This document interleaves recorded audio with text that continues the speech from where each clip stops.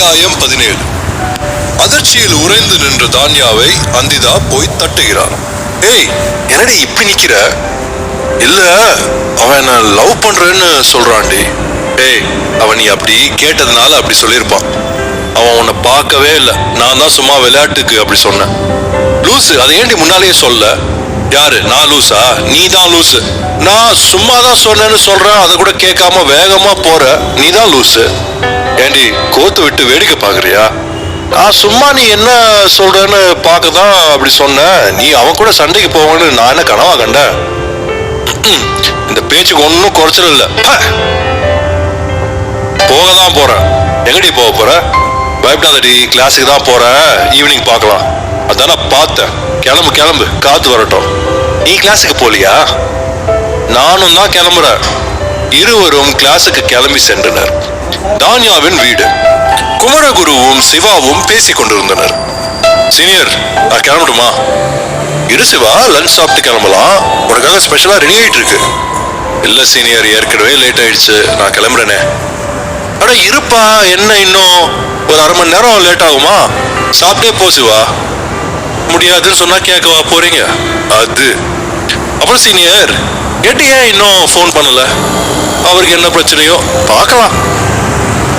நீங்க சொல்றதும் சரிதான். இருவரும் பேசிக்கொண்டே இருந்தனர். லஞ்ச் ரெடி ஆனதும் சாப்பிட்டனர். சிவா கிளம்பும் போது ஹெட் போன் செய்தார். குமரகுரு, சொல்லுங்க சார். என்ன முடிவு எடுத்திருக்கீங்க? நாங்க எந்த முடிவும் எடுக்கல சார். நீங்க என்ன முடிவு எடுத்தாலும் எங்களுக்கு ஓகே சார். குமரகுரு, பர்சனலா ஒரு கேள்வி கேட்கட்டா? கேளுங்க சார். உங்களுக்கு அங்க போய் ரிசர்ச் பண்றதுல எதுவும் கஷ்டம் இருக்கா? கொஞ்சம் இருக்கு சார். இருந்தாலும் நம்ம வேலை பார்த்து தானே சார் ஆகணும். இப்ப கஷ்டப்பட்டாதானே சார் அதோட பலனை நம்ம முழுசா அனுபவிக்க முடியும். நீங்க சொல்றதும் சரிதான். ஆனா நிச்சயமா அங்க பொக்கிஷம் கிடைக்கும்னு நீங்க சொல்றீங்களா? நிச்சயமா இருக்கும்னு என்னால சொல்ல முடியும். ஏன்னா அங்க கிடைச்ச ஓலைச்சுவடுகள் யாரும் புதுசா உருவாக்குனது இல்லை. அது எல்லாமே ரொம்ப பழமை வாய்ந்தது தான். அது மட்டும் இல்லாம அந்த சிம்பிள் ஒரு ராஜா முத்திரையோட சேர்ந்தது. காலம் காலமா அந்த சிம்பலை காவல் வாரிசுக்கு பச்சை குத்திருக்காங்க. சோ இதெல்லாம் வச்சு பார்க்கும்போது அங்க கண்டிப்பா பொக்கிஷம் இருக்கும் சார். அது மட்டும் இல்லாம அங்க இருக்கிற வினோத பழக்கம், காவல் வாரிசு, இதுதான் சார் என்னை ரொம்ப டிஸ்டர்ப் பண்ணுது. ஏன்னா ஒரு ஊரை காவல் காக்குறதுனா ஒரு நாள் ஒருத்தவங்க, மறுநாள் இன்னொருத்தவங்க, அப்படி முறை வச்சுதான் காவல் காப்பாங்க. ஆனா இங்க இந்த பரம்பரை மட்டும்தான் காவல் காத்து வந்திருக்கு. இதுல இருந்தே தெரியும் சார் அங்க மறைச்சு வச்சிருக்காங்க அப்படின்னு. நீங்க சொல்ற தாட் ரொம்ப கரெக்டா தான் இருக்கு. ஆனா இருந்தாலும் கொஞ்சம் டவுட்டா தான் இருக்கு. நான் சொல்றத சொல்லிட்டேன் சார், அப்புறம் உங்க இஷ்டம். எனக்கு இன்னும் கொஞ்சம் கன்ஃபியூஷனா தான் இருக்கு. நான் சீனியர் ஹெட் கிட்ட பேசிட்டு சொல்றேன். அது வரைக்கும் take rest Kumaraguru. Okay sir என்று சொல்லிவிட்டு போனை வைக்கிறார் குமரகுரு. என்ன சீனியர் ஹெட் என்ன சொன்னாரு என்று சிவா கேட்க, அதற்கு அவர் சீனியர் ஹெட் கிட்ட பேசிட்டு சொல்றேன்னு சொல்லியிருக்காரு. அது வரைக்கும் ரெஸ்ட் எடுக்க சொல்லியிருக்காரு. அது வரைக்குமா? என்ன நாளைக்கு பேசிட்டு அது வரைக்கும் ரெஸ்ட் எடுக்கணுமாக்கும்? ஏய், மறந்துட்டியா? இன்னைக்கு வெள்ளிக்கிழமை, நாளையில இருந்து 2 நாளைக்கு லீவு. சோ திங்கக்கிழமை தான் நமக்கு தகவல் என்னன்னு தெரியும். சோ 3 நாளைக்கு லீவு. ரெஸ்ட் எடு, என்ஜாய் சிவா. ஆனா ஆமால. சரி சீனியர், நான் வரேன், டாடா. ஊருக்கு போயிட்டு போன் பண்ண. Okay senior. காலேஜ். வீரபாண்டிக்கு அவங்க அம்மா உமாவிற்கு போன் செய்கிறான். உமா, எப்படி இருக்க? நல்லா இருக்கேன். என்ன பண்ணிட்டு இருக்க? காலேஜ் முடிஞ்சு வீட்டுக்கு போயிட்டு இருக்கேன். நீ வேலைலாம் முடிச்சிட்டியா? முடிச்சிட்டேன். உமா, நாங்க வந்து ரொம்ப நாள் ஆச்சுல்ல, இந்த வீக்கு நீ வர வேணாம், நாங்க வரனே. உமா சற்று பதற்றப்பட்டு, நீங்களாம் வர வேணாம், நான் ஒர்க்கெல்லாம் முடிச்சுட்டு நானே கிளம்பி வரேன், நீ அங்கேயே தான் இரு. சரி சரி வா, நான் இங்கேயே இருக்கேன். அப்புறம் நான் அங்க வர லேட் ஆகும். போன தடவை மாதிரியே இந்த தடவையும் சப்பாத்தி பண்றியா? போமா, அதெல்லாம் முடியாது. ஏதோ ஒரு தடவை பண்ணா நீ அதையே செய்யணும்னு சொல்லுவியாக்கும். அதெல்லாம் முடியாது. சரி சரி விடு, நான் இன்னும் கொஞ்சம் நேரத்துல கிளம்புவேன். பஸ் ஸ்டாண்ட் வந்துட்டு கால் பண்றேன், வந்து பிக்கப் பண்ணிக்கோ. சரி என்று போனை வைத்து விட்டு பைக்கை எடுக்க செல்கிறான் வீரபாண்டி. பின்னால யாரோ கூப்பிடுவது போல இருக்க அவன் திரும்பி பார்க்கிறான். பின்னால் பாண்டி நின்று கொண்டிருந்தான். எங்கடா போயிட்டு இருக்க? பைக் எடுக்க போறேன். சரிங்க வா என்று பாண்டி அழைக்க அவன் பக்கத்தில் செல்கிறான் வீரபாண்டி. பக்கத்தில் வந்த அவனை கன்னத்தில் ஓங்கி ஒரு அடி அடிக்கிறான் பாண்டி. அடிவாங்கிய கன்னத்தில் கையை வைத்துக் கொண்டு அவனை பார்க்கிறான் வீரபாண்டி. ஒண்ணுல யாரையாவது அடிக்கணும் போல இருந்துச்சு, அதான் அடிச்சேன். இப்போ நீ போலாம் என்று பாண்டி சொல்ல வீரபாண்டியும் எதுவும் சொல்லாமல் அங்கிருந்து செல்கிறான். இரவு 8 மணி பஸ் ஸ்டாண்ட். உமா வீரபாண்டிக்கு போன் செய்கிறாள். டேய், நான் வந்து ரொம்ப நேரம் ஆச்சு, இன்னும் வராம என்ன பண்ணிட்டு இருக்க? இதோ வந்துட்டே இருக்கேன் உமா, இன்னும் 2 மினிட்ஸ்ல வந்துருவேன், அங்கேயே இரு. சரி சரி சீக்கிரம் வா என்று சொல்லிவிட்டு உமா போனை கட் செய்கிறாள். அவள் கட் செய்த 3வது நிமிடம் பைக்கை உமாவின் முன் நிறுத்தினான் வீரபாண்டி. என்ன பண்ண இவ்வளவு நேரம்? டிராபிக்ல மாட்டிக்கிட்டோமா, அதான் லேட் ஆயிடுச்சு, உட்காரு போலாம். இருவரும் அங்கிருந்து கிளம்பினர். 25 நிமிட பயணத்திற்கு பிறகு அவர்கள் வீடு வந்து சேர்ந்தனர். உமா ஃப்ரெஷ் ஆயிட்டு வந்தாள். என்ன சமைக்கலாம் என்று வீரபாண்டியிடம் கேட்கிறாள். நீ ஒன்னும் சமைக்க வேணாம். ஏன், ஹோட்டல்ல வாங்கிட்டு வரியா? இல்ல. அப்புறம் சப்பாத்தி பண்ணிருக்கியா? இல்ல. அப்புறம் என்னதாண்டா பண்ண சொல்ற? ரவா உப்புமா பண்ணிருக்க. சமைக்க மாட்டேன்னு சொன்ன. சப்பாத்தி தான் பண்ண மாட்டேன்னு சொன்ன, உப்புமா பண்ண மாட்டேன்னு சொல்லவே இல்லையே. உன்ன சரி சரி எடுத்து வை, ரொம்ப பசிக்குது. இருவரும் சாப்பிட்டு கொண்டே பேசுகின்றனர். உமா, உப்புமா எப்படி இருக்கு? சூப்பரா இருக்குடா. தேங்க்ஸ் உமா. அப்புறம் உங்ககிட்ட ஒண்ணு சொல்லணும். என்ன? ஒரு நாள் ஒரு பொண்ணை பார்த்தா ஒரு மாதிரி ஃபீல் ஆகுதுன்னு சொன்னேன்ல. ஆமா, அதுக்கு என்ன இப்போ? அந்த பொண்ணு நான் படிக்கிற காலேஜ்ல தான் படிக்குது. என்ன, அந்த பொண்ணுகிட்ட லவ் சொல்லிட்டியா? உமா, நான் தான் அன்னைக்கே சொன்னேன்ல, லவ்லாம் இல்ல. அப்புறம் என்னதான்டா சொல்ல வர? அந்த பொண்ணு கூட ஒரு பொண்ணு இருக்கும், அது கூட இன்னைக்கு என்று சொல்ல ஆரம்பித்து காலேஜில் என்ன நடந்தது என்று சொல்லி முடித்தான் வீரபாண்டி. ஏன்டா அப்படி சொன்ன? நான் அப்படி சொல்லனா அவன் என்ன விட்டுருக்க மாட்டான். அதுவும் சரிதான். சரி, ரொம்ப டயர்டா இருக்கு, குட் நைட். குட் நைட்மா என்று சொல்லிவிட்டு இருவரும் தூங்க சென்றனர். காலை 7 மணி வீரபாண்டியின் வீடு. உமா எழுந்து முகம் கழுவிவிட்டு வீரபாண்டியை எழுப்பலாம் என்று அவன் ரூமிற்கு செல்கிறாள். அங்கே அவன் அசந்து தூங்கிக் கொண்டிருந்தான். அவன் அசந்து தூங்குவதையே சிறிது நேரம் பார்த்து கொண்டிருந்தாள். அவளை அறியாமலேயே அவள் கண்ணில் கண்ணீர் கசிந்தது. அவன் எந்திரிக்கும் போது எந்திரிக்கிட்டோம் என்று அவனை எழுப்பாமல் வந்து விடுகிறான். காலை 8 மணி.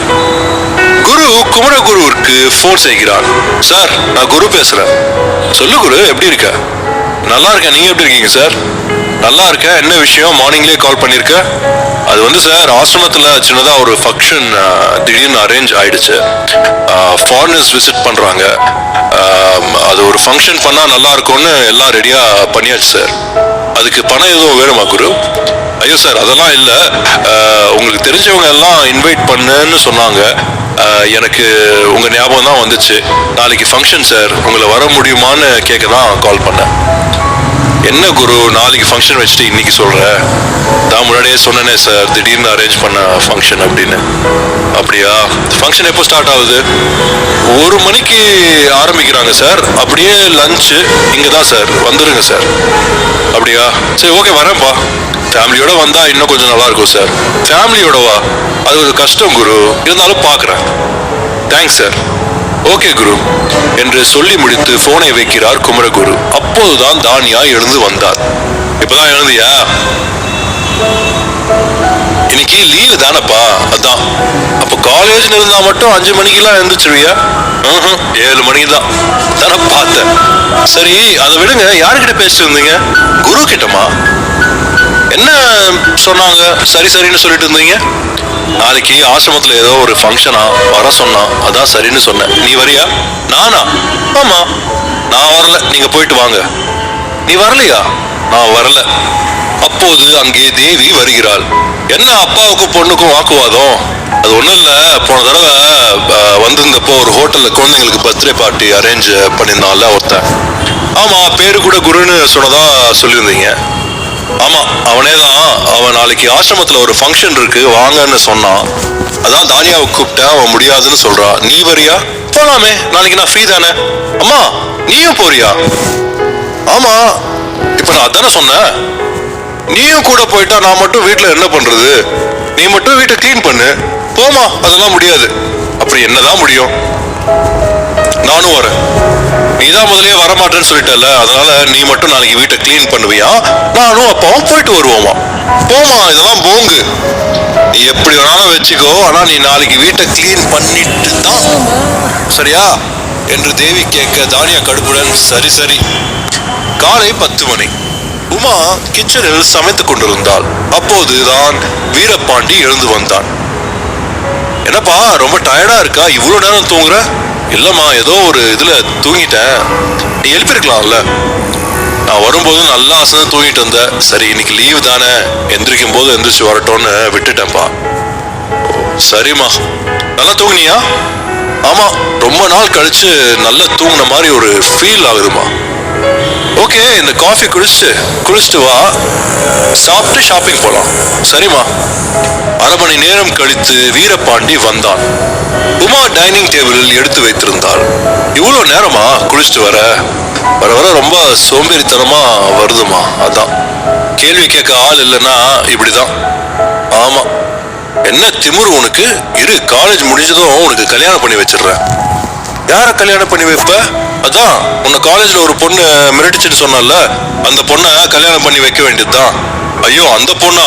ஆணியே புடுங்க வேணாம், என்ன ஆளை விடுங்க, நான் வரல இந்த விளையாட்டுக்கு என்று வீரபாண்டி சொல்ல உமா சத்தமாக சிரிக்கிறாள்.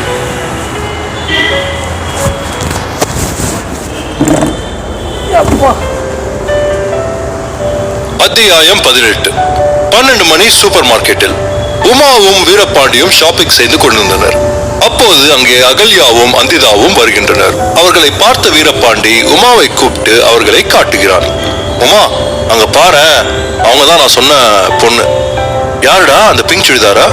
இல்ல, அதுக்கு பக்கத்துல ஒரு அம்மா கூட ஒரு பொண்ணு வந்திருக்குல்ல, கிரீன் கலர் சுடிதார், அந்த பொண்ணுதான். இந்த பொண்ணுதான் உன்கிட்ட சண்டை போட்ட பொண்ணா? ஆமா, இந்த பொண்ணுதான். நான் பார்த்தது, சண்டை போட்டது இந்த பொண்ணோட ஃப்ரெண்டு. இந்த பொண்ணு அழகா தான் இருக்கா. நீ எப்போ போய் சொல்ல போற?